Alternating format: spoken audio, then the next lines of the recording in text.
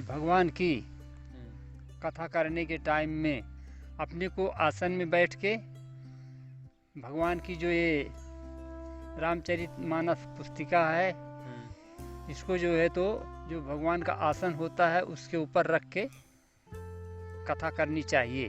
और इसके बाद फिर सभी देवताओं का आवाहन करके भगवान की कथा आरंभ करनी चाहिए।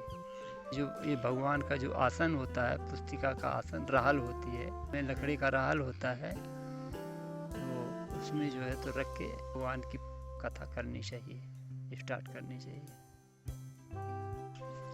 ये रामचरितमानस भगवान की कथा है। इसमें ये संस्कार बताया गया है कि भगवान ने इस मृत्युलोक में जन्म लेके और से लोगों को क्या संस्कार सिखाया है, अपने से छोटे को, बड़े को जो संस्कार होना चाहिए, माता को, पिता को, भाइयों को, वो संस्कार इसमें सिखाया है। तो ये रामचरितमानस है, हम लोगों को इसका अनुकरण करना चाहिए। तुलसीदास जी ने जो पुस्तिका लिखी है तो उसका अनुकरण हमको करना चाहिए। जब हमारे सामने ये पुस्तिका आती है, भगवान की फ़ोटो आती है, तो हमको बिल्कुल एकाग्रचित इसमें होकर के भगवान का नाम लेना चाहिए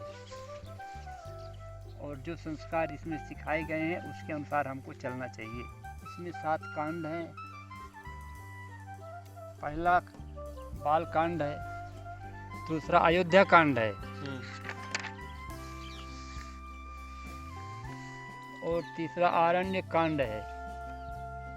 तीसरा आरण्य कांड है, चौथा किष्किंधा कांड है, पांचवा सुंदर कांड है, अलंका कांड है छठवां और सातवां उत्तर कांड है। इस सातों कांडों के अंदर भगवान ने शुरू से लेके अंत तक का जो ये मृत्युलोक में भगवान ने जन्म लिया था पापियों का पाप से उद्धार करने के लिए, तो इस 7 कांडों में भगवान ने अपना ये मृत्युलोक में जो सिखाया था उसको जो है सिखा के फिर भगवान जो है तो अपने परम धाम को वापस चले गए।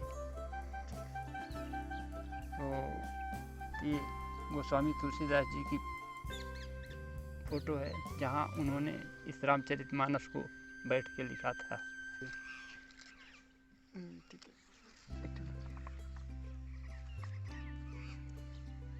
यहाँ भगवान के जन्म का है।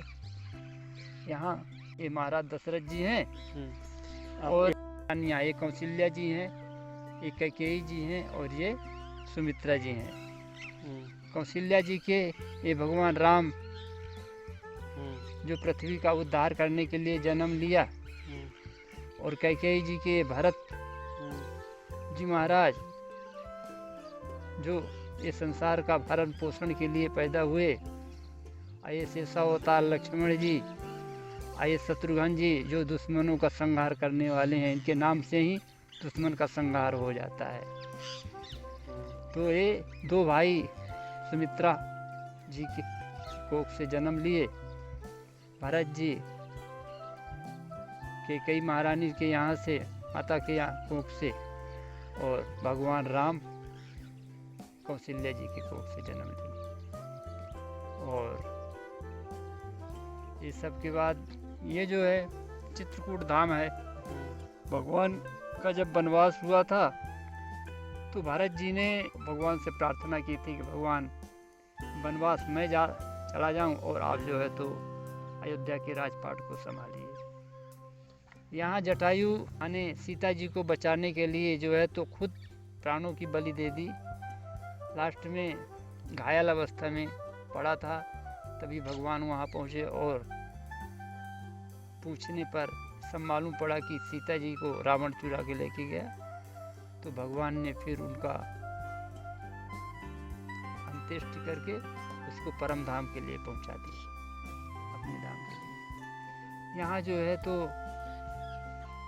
हनुमान जी मिले। ये अशोक वाटिका में माता सीता जी बैठी हैं।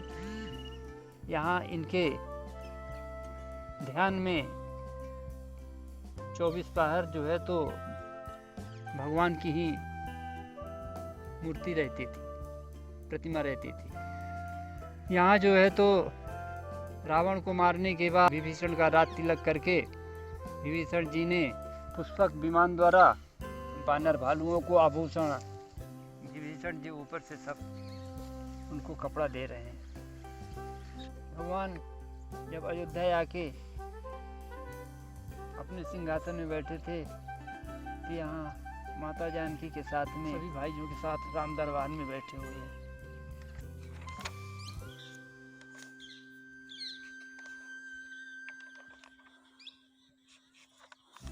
यहाँ श्री रामचरितमानस प्रथम सोपान से चालू होती है। तो यहाँ हम सभी का आवाहन करते हैं, जैसे श्री तुलसीदास जी का, वाल्मीकि जी का, शंकर जी का, हनुमान जी का, श्री सीताराम जी का, लक्ष्मण जी का, भरत जी का, शत्रुघ्न जी का, सभी का आवाहन करके इसके बाद फिर हम इनकी वंदना करके अपनी रामचरितमानस स्टार्ट करते हैं।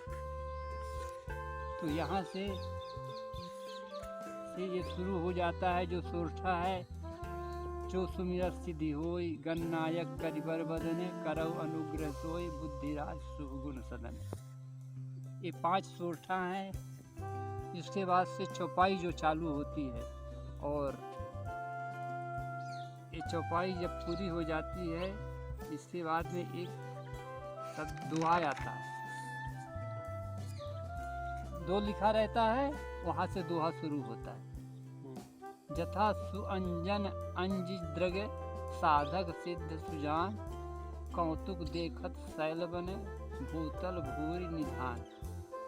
रामायण को हम 7 कांड में पूरा, उसके अंदर का जो ज्ञान होता है, भगवान ने जो हमें दिखाया है इस मृत्युलोक में आकर के, कि अपने से बड़ों को, छोटों को, माता को, पिता को कैसे संस्कार सिखाना चाहिए, वो सिखाया है। ये रामचरितमानस में अभी हम यहाँ से श्लोक पढ़ेंगे। श्लोक का जो भावार्थ होगा वो भी पढ़ेंगे। इसके बाद जो इसमें सोरठा, छंद, दोहा जो भी आएंगे वो सब हम पढ़ेंगे।